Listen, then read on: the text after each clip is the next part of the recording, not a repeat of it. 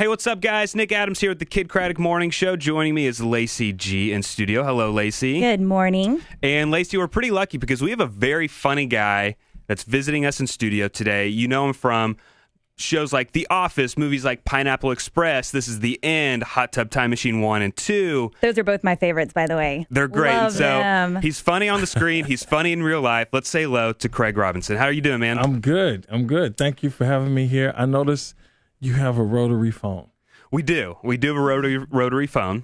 Have you ever even used a rotary phone in your lifetime? My great-grandmother's house, I was maybe less than 7 when I didn't even know that she had a real name. I just knew her as Nanny, you know. Didn't that was okay. Yeah, so that's the only time I can remember using a rotary phone. Oh my goodness. And did you make a real phone call or were you just playing with it? I think I was just playing with it, you know, just stick your finger and move I used to, before I even had people to call, I would call in the phone books, if we remember what that used to be. In the phone books, they would have like the comedy lines that you could call and hear a joke or hear about upcoming movies. So I didn't even have anybody to call, but I would still get on the phone, on the little rotary phone or wall phone, and call and listen to jokes. That sounded sad when you put it like that. Well, I was a little kid. I had friends, but what am I going to call about? Have a machine tell me a joke. No, I remember those, but the rotary phone, it was like, it's impossible to look at right now, especially when you have to dial like 0 and it's like,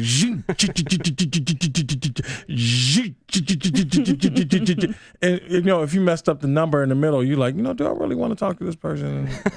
Okay, what's worse really though, the rotary phone or the old Nokia phones? Whenever you would have to text and you would have to hit the button 3 times to get the letter. That was a pain. I love predictive text. I bet you that was worse. Actually, That was back when phones, the only game was Snake on the phone. You remember that game? Yeah. I wasn't planning on getting this deep so soon in the interview, but what's your favorite memory of using a rotary phone? My favorite memory of using a rotary phone. Well, one time my teacher said she was going to call my house that night because I got in some trouble or whatever.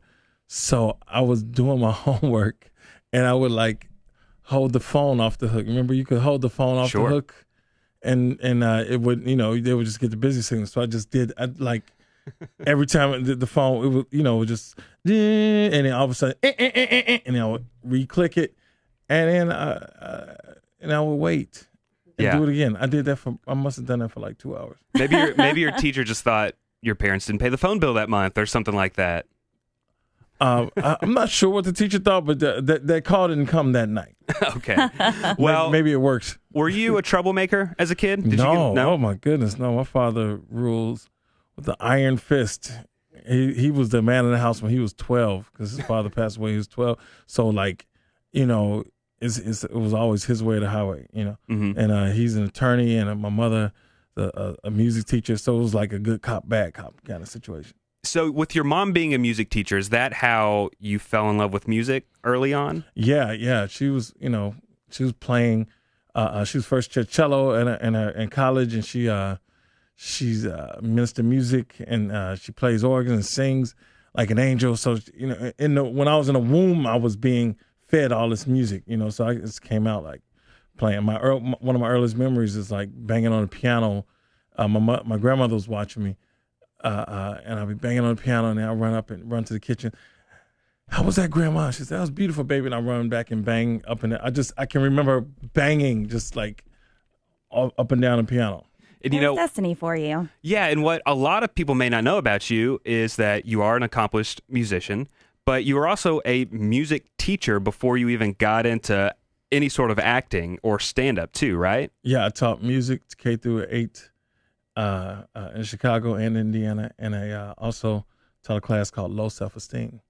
I tease, but yeah, I taught music, and some of those kids reach out to me now. Mr. Robinson, we're so proud of you. We love you, and you continue to inspire us. And I always say the same thing, to all of them, like, hey, I'm not your teacher anymore. Please don't contact me. New phone, who dis? Now, looking back on your teaching days, do you remember maybe the best and the worst day of being a teacher? Do you remember what that would have been? Because I know teachers have just horror stories that they'll tell you in private, but maybe not in public.